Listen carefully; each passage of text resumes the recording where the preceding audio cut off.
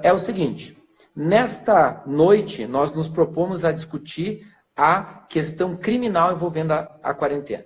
O que nós temos de relevância nesse assunto sobre questão criminal? Veja, nós temos vários decretos municipais, estaduais e federais limitando direitos fundamentais, limitando a liberdade de reunião, liberdade de locomoção, limitando a liberdade de atividade profissional e uma série de restrições. Em alguns lugares como Florianópolis, por exemplo, as pessoas sequer podem ir na praia. Você vai na praia, a polícia chega, ó, você não pode ficar na praia, tem que sair daqui, vaza e sai. Alguns advogados de Florianópolis relataram que a polícia, inclusive, bateu lá na porta de entrada de escritórios de advocacia, determinando que eles fechassem o escritório por força do decreto aqui de Santa Catarina. Então, nós tivemos aí uma situação bem complicada nesse sentido, porque nós temos aí limitações de direitos fundamentais feitas por 3 esferas de poderes. E aí a pergunta que se faz é a seguinte: quem pode fazer esse tipo de limitação? E até que ponto alguém pode ser responsabilizado criminalmente com base nesses decretos? E aí o questionamento que eu fazia é o seguinte: o prefeito está autorizado constitucionalmente para limitar direitos fundamentais não diretamente relacionados à sua atividade administrativa? E o governador do estado pode fazer esse tipo de limitação? Aqui em Santa Catarina, o governador editou um decreto determinando o fechamento de empresas e uma série de restrições baseado numa norma da Constituição Estadual. Se você for ler essa norma, a norma diz assim: o governador está autorizado a suspender os serviços administrativos estatais.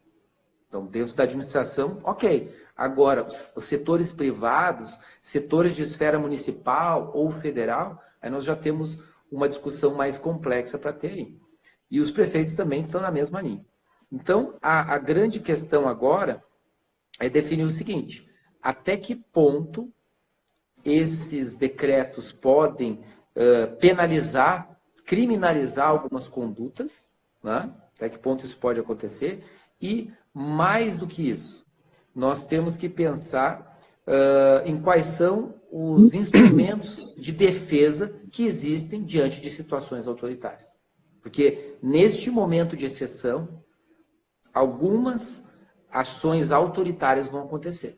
Invariavelmente vai acontecer, seja por parte da polícia, por parte de qualquer autoridade, isso pode acontecer. Então, como nós vamos lidar com isso? Tá? Então, eu vou passar a palavra ao professor Alexandre Salim, que é mestre em Direito, promotor de Justiça no Rio Grande do Sul e um dos grandes criminalistas do país, aí já conceituado por sua didática e pelo seu conhecimento na área. Professor, com a palavra. Muito obrigado. Agradeço o convite. Sabe, professor Narciso, que eu vi aqui alguns alunos que estão entrando, alguns alunos e ex-alunos.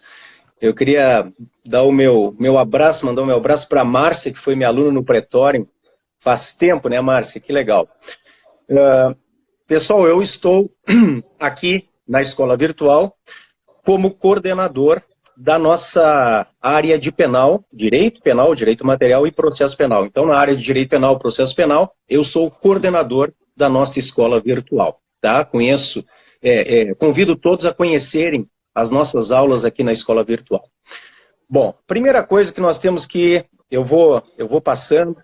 Ó, estava lendo seu livro, professor Salim. Obrigado, meu amigo Léo. Espero que tenha gostado, tá? Olha aqui, muito retorno. Alguém precisa desligar o som, já desligamos. Ó, tem bastante gente aqui, hein? Que legal. Bom, a primeira coisa que nós temos que lembrar aqui é do princípio da legalidade ou da reserva legal. Não há crime sem lei anterior que o defina, não apenas sem prévia combinação legal. É o que inaugura o Código Penal no artigo 1º, está também como direito fundamental no artigo 5º, inciso 39 da Constituição. Então, primeira coisa, esses decretos não podem criar crimes e nem combinar penas. É a primeira coisa. Nem o decreto do prefeito, nem o decreto do governador e muito menos o decreto do presidente Bolsonaro. Não podem criar crimes e nem combinar penas. O que nós temos aqui? O que nós temos é uma lei federal. Esta lei federal que foi editada no dia 6 de fevereiro de 2020, e eu cito aqui para os colegas a 13979,